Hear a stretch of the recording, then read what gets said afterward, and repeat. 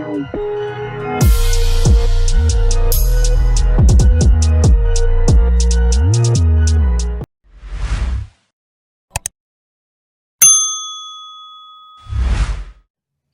me used to how Takam will probably like try and wing them in and over the top, and yeah, so it's some rushy tussling. Talking on Takam there, how many similarities did you see between kind of Alan's approach and what you'll expect from Carlos on Saturday? I know that Takam will be winging them shots in, probably not with the intensity as Babic, but it might be like a bit less and a bit more dirty with a bit more power, and maybe not as fast. So, but it's a good preparation. We also had other sparring partners as well to like and help out as well. So I've got to deal with a variety of like similar styles as Takam. Joe, I spoke to John Fury last week, and John's got this kind of a weird way of predicting how fights will go, and he's got a feeling you'll stop Carlos down the stretch.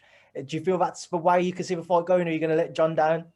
Nah, I can't let John down, man. I think, he's a great guy, and he says it how it is, which is, which I admire. And he's like most of what he says is pretty much what happens. So, did he predict a round? Maybe. No, he just said that he sees it going past 6, but he sees you stopping him down the stretch. So yeah, I think that's an accurate estimate. Joe, obviously you're on the fringes now of that first world title shot. Given what's at stake, how do you feel heading into this fight in comparison to, your past bouts where the world title scene wasn't being spoken about? I think it's great, like that. My name is now being mentioned with these top guys, so I must be doing something right, and it's about a matter of time before I'm in there with one of them. So better be prepared. In your opinion, Joe, which route do you think is most likely for you to get that crack at a world title? Well, I'm still mandatory for the WBO, so that's a good route there. I'm ranked in the WBC. And I don't know, it's possibly WBA as well. So depends what happens with these big mega fights.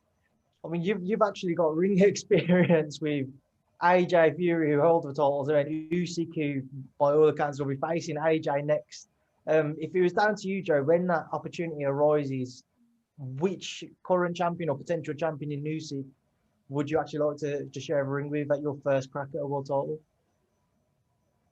I don't know. I mean, like whoever's there, like, and whatever opportunity is there, I'll grab it with both hands. But yeah, I mean, they're all hard work, whichever way you look at it. So you have to prepare accordingly for they've all got different styles. Joe, just something else I want to touch on before I pass over to the others is kind of your artwork. Talk to me about that, and what kind of enjoyment it brings you. Do you find it just a release from boxing or a release from everyday life, particularly throughout this past 18 months with the pandemic? Yeah, it's something I enjoyed doing. I went to uni because I was like, and I was trying to pick which subject to pick, and I was thinking, do I go to sports route, like sports science and stuff like that? I was like, nah, I'll do. I enjoy art, and like I wanted the experience as well, so it's something I enjoyed, and I think the thing is when you enjoy something, you do well at it. So I enjoy boxing as well. I've done well at it, so that's how I look at it. Obviously, we've seen you, Paul, kind of boxing and art together with the painting of your victory against Daniel Dubois. Is that something we can expect moving forwards? Maybe if not for Takam, and when you do get a crack at a world title, and if you was to be successful? Yeah, I'd like to make a new portfolio of pieces, mate, and hopefully sell them and stuff. So I've got plenty of canvases lying around now that I bought. So I just need to get cracking when I've got some time off. Well, Joe, I'm sure Sam will be able to sell them for you. All right, Joe, I'm going to pass you over. Thank you for your time, mate. Cheers, Andy. Steve, do you want to jump in next, mate?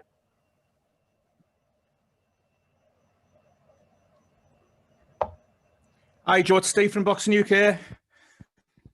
All right. Hi, Joe. Joe, what's it actually going to mean to you just to actually get back in the ring? Yeah, it's, yeah, it'd be good. It's been a while since November, so when you're a boxer, you want to have that date. When am I boxing? When am I boxing? Why am I boxing? Like, I mean, why am I training? Like, when you got a date and you know what you're gonna do, and you know how much, you know the time frame. Like, you've got to get prepared to there. So, so yeah, it's great that I've got to get back in the ring and with a crowd. Yeah, so it's been 2 years since you've had the fans there, Joe. Will that mean a lot to you? Yeah, it'll be mate, it'll be amazing. It'll be a bit like weird because it's been such a long time since I've been out there with the crowd and stuff. But yeah, won't let that distract me. I have to ask, have you got anything special lined up for the fans, Joe? Because I think they would have loved the shorts in the last fight. Yeah, I think they like my shorts, so you just have to wait and see what shorts I'm gonna wear this time. Good man, Joe. Just on the bar fight, what did it mean to you for the victory? Not just for yourself, but do you think that won a lot of people over in regards to you as a serious heavyweight contender? Yeah, I noticed that people were giving me a lot more respect, and they're kind of getting behind me a lot more now, and you know, I've got more support from Frank Warren and BT as well, so it's all looking up.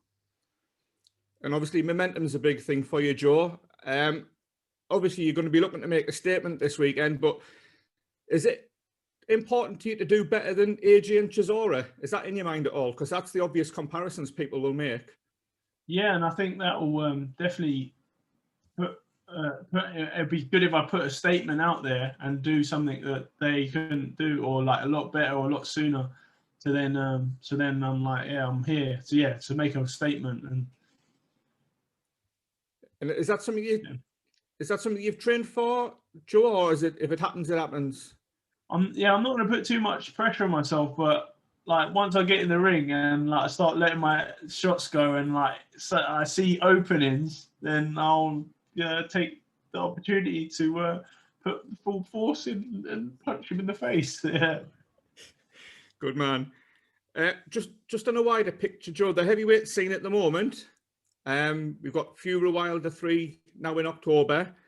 AJ Usyk, to the best of my knowledge, still isn't definite.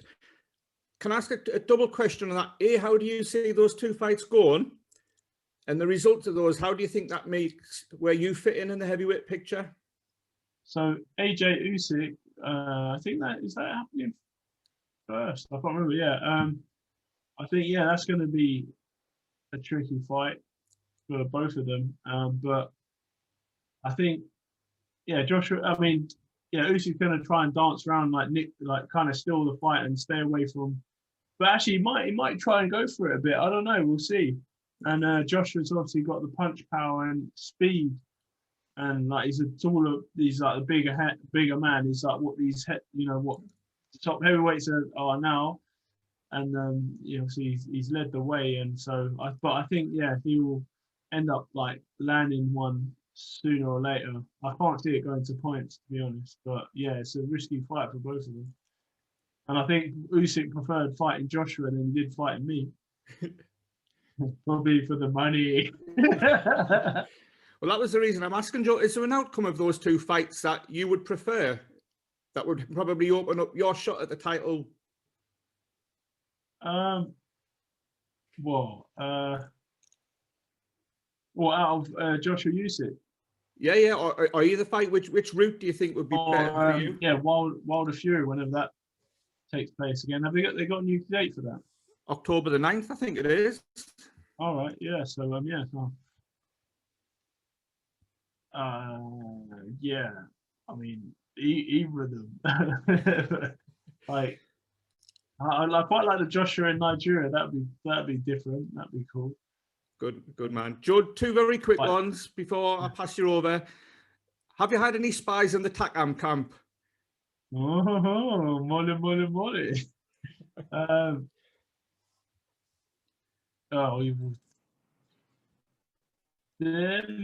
Maybe, maybe not. Right, I'll not push any further. And just a prediction, Joe. If I had a tenner, where should I stick it? Stick it on Joyce for, I don't know, around. Joe, I'll buy you a pint if it comes off, mate. All right. Lovely. Joe, Yeah, yeah. how you doing? You all right? Yeah, I'm good. I'm good. Yeah, loving the office. Loving your office. So yeah, look, well, yeah. Slash gaming. Yeah. look, you've been waiting for a long time to get some potential revenge against Usyk. I mean, just how frustrating was it not to get that fight in the end? Yeah, it was frustrating, but you know, it's something that I'd expect. Oh, I mean, I didn't expect it, to be honest. Like, well, I didn't even know there was that stuff going on with Wilder. I thought that Arbitration. was Yeah. yeah. So yeah, it threw a spanner in the works, but like, you know, something I had to live with and like move on from, like I did in the Olympics as well. And now I've got a exciting fight with Takam, so I've you know got a goal, and from beating Takam, then I can start looking at. I'm just edging my way closer, just tactically. Obviously, the bar was a great win. It like really put me up there in and made me like,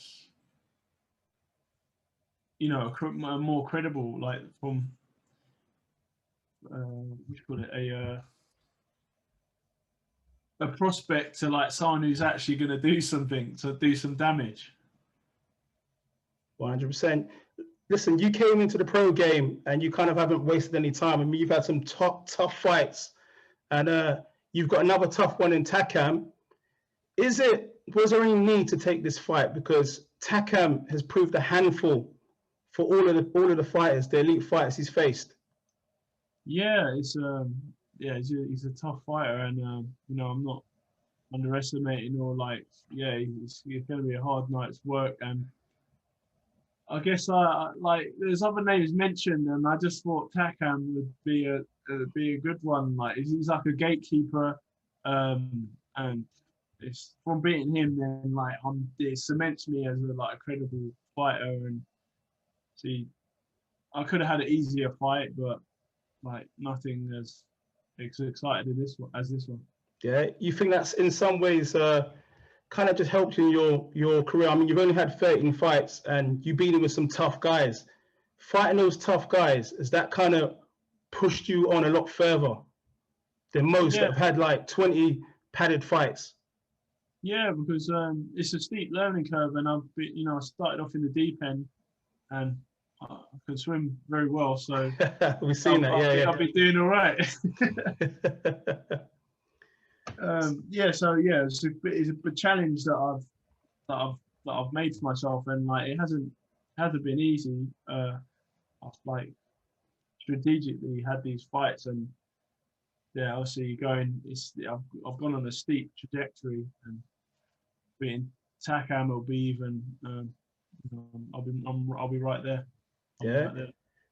Some would say that maybe it was handpicked because he's 40 years old now, and some would say he's past his prime.